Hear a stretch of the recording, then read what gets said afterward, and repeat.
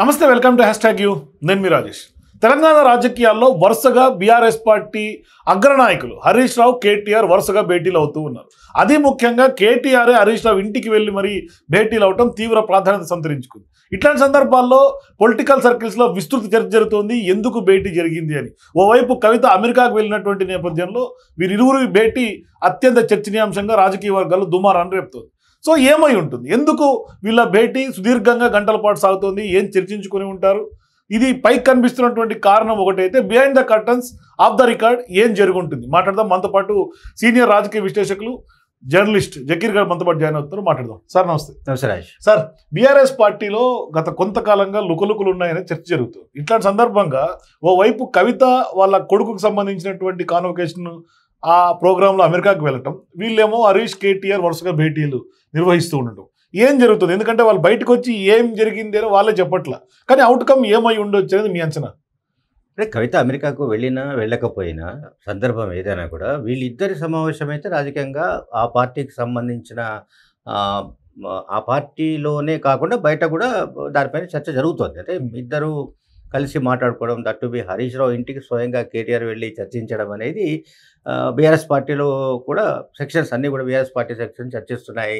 అట్లాగే బయట రాజకీయంగా ఆసక్తి ఉన్న వాళ్ళు కూడా, రాజకీయాల పట్ల ఆసక్తి ఉన్న వాళ్ళు కూడా ఏమై ఉండొచ్చు, వాళ్ళిద్దరూ ఏం చర్చించుంటారు, చర్చలు ఎందుకు జరుపుతున్నారు ఏంటంటే, కొంతమంది ఏమో హరీష్ రావుకు సంబంధించిన సపోర్టర్స్ ఏమో ఇందులో రాజకీయాలు ఏం లేవు, ప్రభుత్వ ఉద్యోగులు అట్లాగే ఇతర అంశాలపైన ఎట్లా పోరాడాలి, బీఆర్ఎస్ పార్టీ ఏ రకంగా ముందుకు వెళ్ళాలి, దీనికి సంబంధించి యాక్షన్ ప్లాన్ ఎట్లా ఉండాలి అనే అంశాలపైనే చర్చలు జరుగుతున్నాయి తప్ప ఇందులో ఎటువంటి రాజకీయ ప్రాధాన్యం లేదని వాళ్ళు చెప్తున్నారు.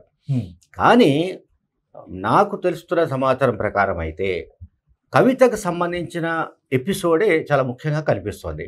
అంటే ఎమ్మెల్సీ కవిత ఎప్పుడైతే సామాజిక తెలంగాణ అనే నినాదాన్ని ఆమె సంధించారో, ఆ నినాదం పట్ల నేను ఇదివరకు కూడా చెప్పాను వీడియోలో, బీఆర్ఎస్ పార్టీ అధికారికంగా ఆ నినాదం పట్ల మద్దతు ప్రకటించలేదు, లేదా ఆ నినాదాన్ని వ్యతిరేకించలేదు.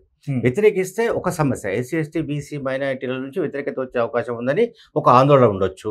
ఒకవేళ ఆమె చేస్తున్న వ్యాఖ్యలకు మద్దతు ఇస్తే అది పార్టీ ఓన్ చేసుకున్నట్టు అవుతుంది. సో సామాజిక తెలంగాణ అనేది నిజానికి అది చాలా ఇంపార్టెంట్ స్లోగన్. అట్లాగే ఎస్టీ బీసీ మైనారిటీలు, దళితులు ఎవరైతే అట్టడుగున ఉన్న వర్గాలు ఉన్నాయో ఆ వర్గాల ఓటు బ్యాంకులను తమ వైపుకు లాక్కోవడానికి నిజానికి బీఆర్ఎస్కు మంచి అస్త్రం, ఇది బీఆర్ఎస్కు మంచి ఆయుధం.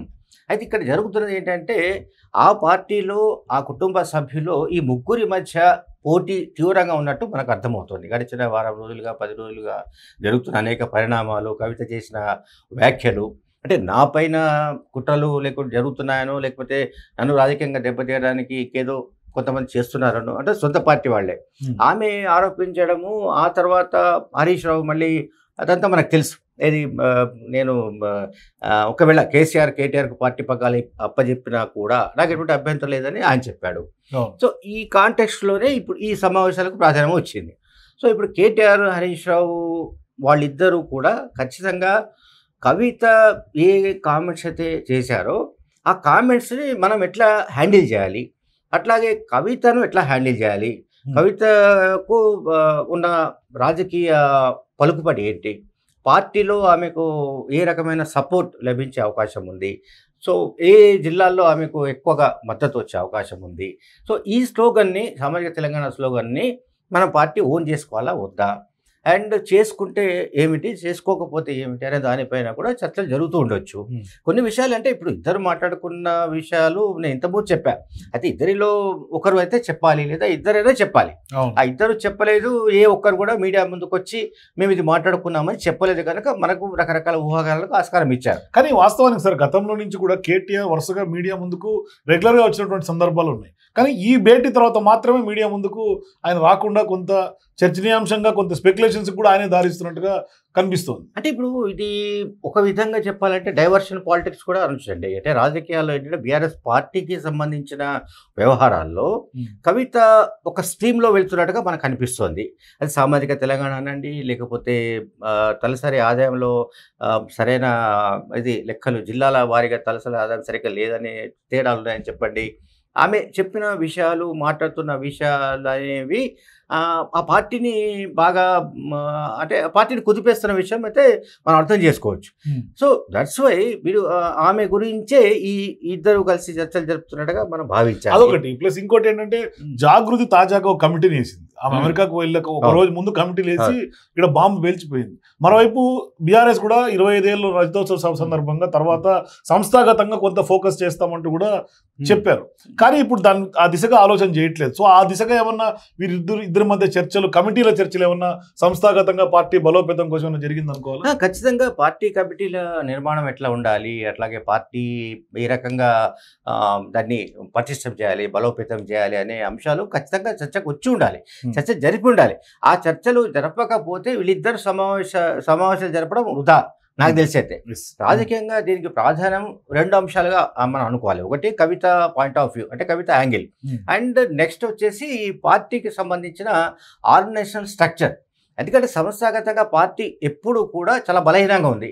ఆ విషయం అందరికీ తెలుసు. ఎందుకంటే ఇది మళ్ళీ ఎక్కడికి పోతుంది, కేసీఆర్ దగ్గరికి వెళ్ళి ఆగుతుంది. అంటే కేసీఆర్ తానంటేనే పార్టీ, పార్టీ అంటే తాను అనే ధోరణిలోనే పార్టీని 2001 నుంచి 25 ఏళ్ల పాటు నడుపుకుంటూ వచ్చాడు. అధికారంలో ఉన్నా, అధికారం లేకపోయినా, తెలంగాణ వచ్చినా రాకపోయినా ఆయన వైఖరి ఆ రకంగానే కొనసాగుతూ వచ్చింది.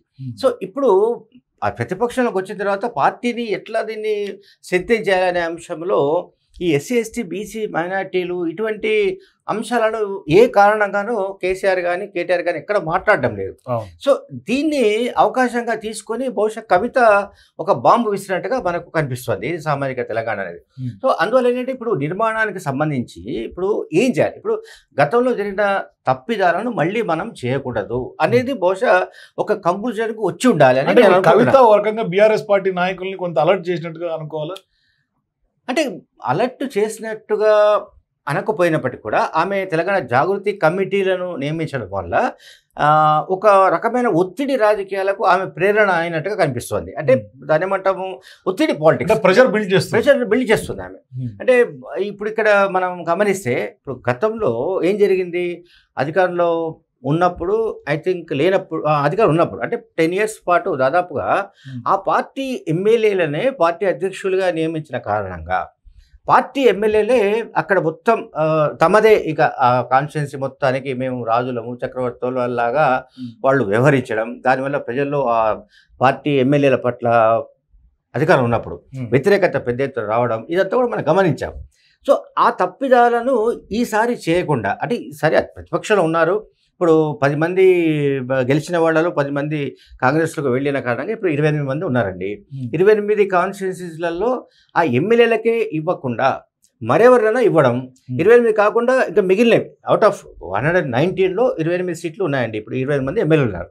28 కాకుండా మిగతా ఏవైతే ఉన్నాయో ఆ సీట్లలో కంపల్సరీగా పార్టీకి సంబంధించిన ముఖ్యమైన నాయకులు, అంటే ఇప్పుడు అక్కడ పార్టీ అధ్యక్షుల్ని నియమించగానే అతను ఏం చేస్తున్నాడు, తాను ఎమ్మెల్యే అనుకుంటాడు.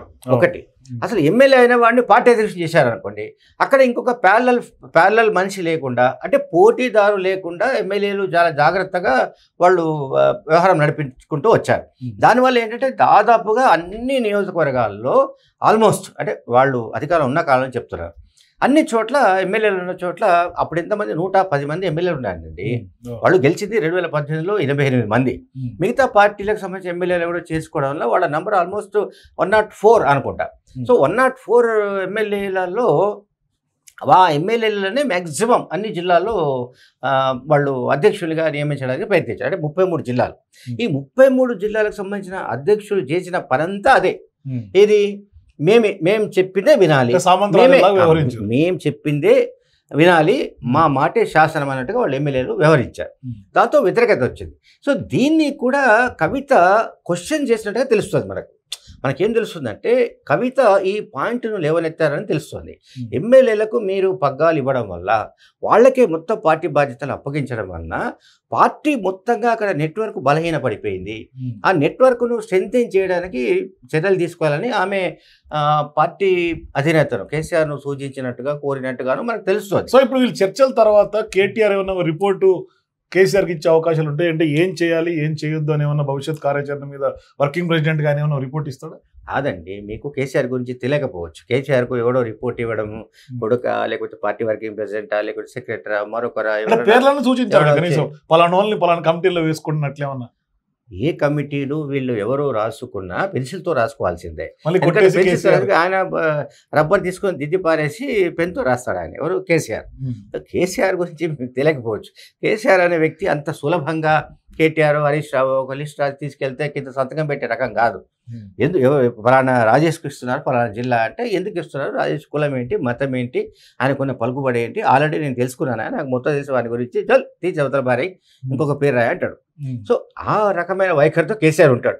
కనుక ఈ సమావేశాల గురించి ప్రత్యేకంగా రిపోర్ట్ ఇచ్చే అవకాశం లేదు. కానీ బహుశా వీళ్ళిద్దరిలో ఒకరో లేకపోతే ఇద్దరో కేసీఆర్ దగ్గరికి వెళ్ళి కేసీఆర్తో ఈ పార్టీ కమిటీల నియామకానికి సంబంధించి సంస్థాగతంగా పార్టీ నిర్మాణానికి సంబంధించి కొంత చర్చ జరిపే అవకాశాలు అయితే ఉంటాయి. దాంట్లో కేసీఆర్ చెప్పే సూచనలు, కేసీఆర్ ఇచ్చే ఏవైతే కొన్ని పాయింట్స్ ఉంటాయో వాటిని కూడా వీళ్ళు పరిగణలోకి తీసుకునే అవకాశం అయితే ఉంటుంది. Thank you sir. సో మొత్తం మీద బీఆర్ఎస్లో కొంత సంస్థాగతంగా బలోపేతం చేసే దిశగా కవిత ప్రెషర్ బిల్డ్ చేసినటువంటి నేపథ్యంలోనే హరీష్ కేటీఆర్లు వరుస భేటీలు జరుగుతున్నట్టుగా స్పష్టంగా తెలుస్తుంది. కవిత మూలంగానే ఈ భేటీలు జరుగుతున్నట్టుగా మనం కూడా అర్థం చేసుకోవచ్చు. సో మీరు కూడా హరీష్ కేటీఆర్లు వరుస భేటీల కారణం ఏంటి మీ అభిప్రాయాల కింద కామెంట్స్ కూడా తెలియజేయండి. For more videos please watch #.